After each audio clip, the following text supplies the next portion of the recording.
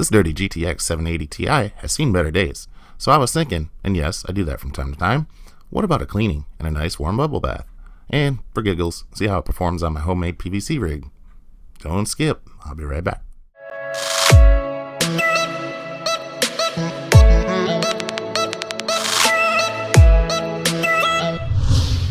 But first we gotta get it apart, and I'm seeing 3 different kinds of screws here. It's basically like taking apart a PlayStation.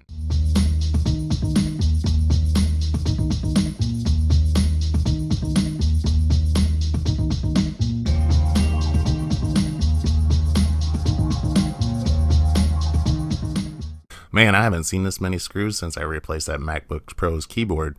Wow. Anyways, let's get it outside and dust it off.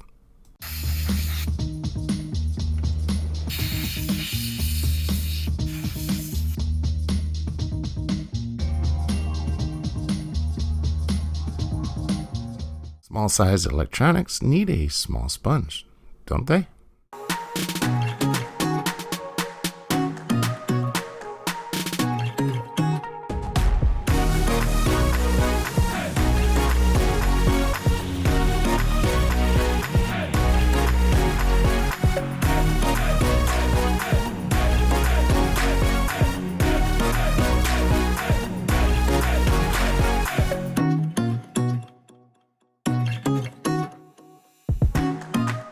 And now we count them CUDA cores. Do you see them?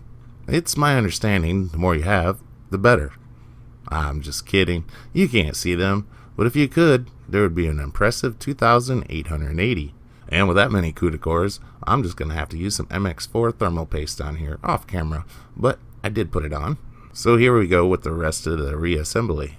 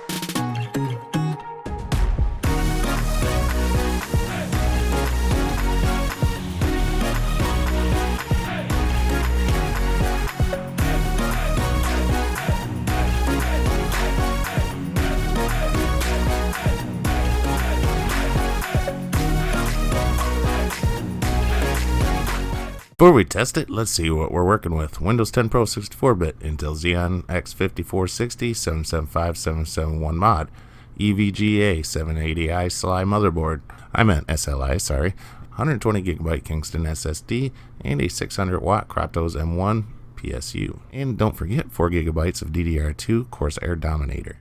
I picked up this card in trade, and if your card gets dirty and cannot cool itself down properly, it will start to downclock itself to prevent damage. So keeping it clean may give you the FPS that gives you the winning advantage.